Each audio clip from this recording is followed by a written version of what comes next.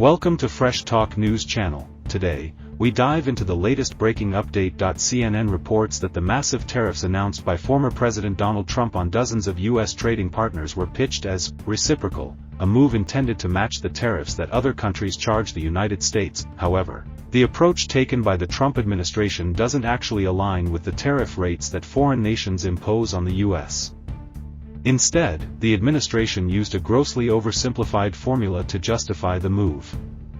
This formula considered a mix of factors, including Chinese investments, alleged currency manipulation, and foreign regulations. The method? The administration divided a country's trade deficit with the U.S. by its exports to the U.S., then multiplied that by 1/2. That's it. In essence, President Trump used a sledgehammer to tackle a broad set of global trade issues, using trade deficits as a scapegoat.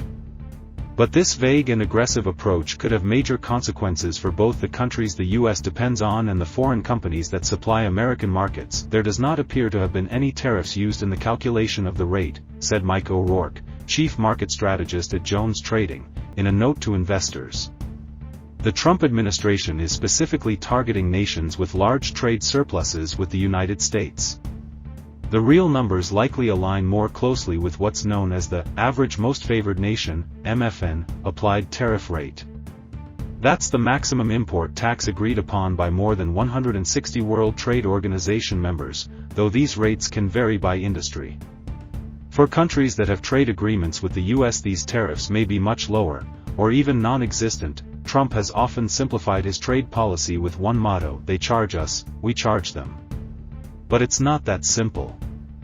A lot of the issues that the administration highlighted, their concerns, are not really about tariff rates, said Sarah Bianchi, chief strategist for international political affairs and public policy at Evercore ISI, during a Brookings Institution panel. Trump's answer to non-trade barriers: the MFN tariff rates originated in the 1990s through WTO negotiations. For example, the European Union's MFN rate is 5%.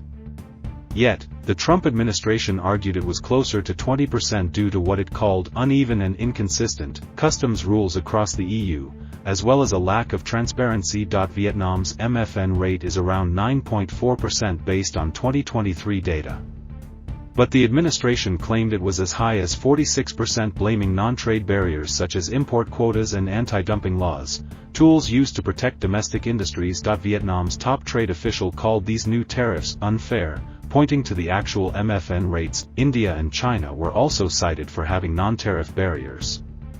For example, India enforces strict sanitary standards on agricultural imports, while China supports its domestic industries with government subsidies. Still, many experts argue that Trump's response missed the mark. Joe Bruswalis, chief economist at RSM, told CNN that the White House's formula had nothing to do with non-tariff barriers.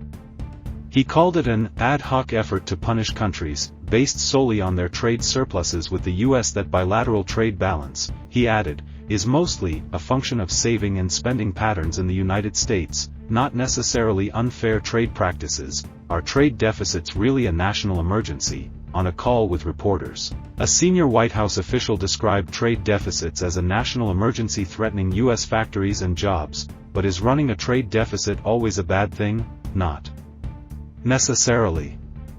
According to trade data, the U.S. runs a $230 billion trade deficit with the European Union and nearly $300 billion with China. When I go to the store and buy groceries with cash, I run a trade deficit with my grocery store, said John Dove, an economics professor at Troy University.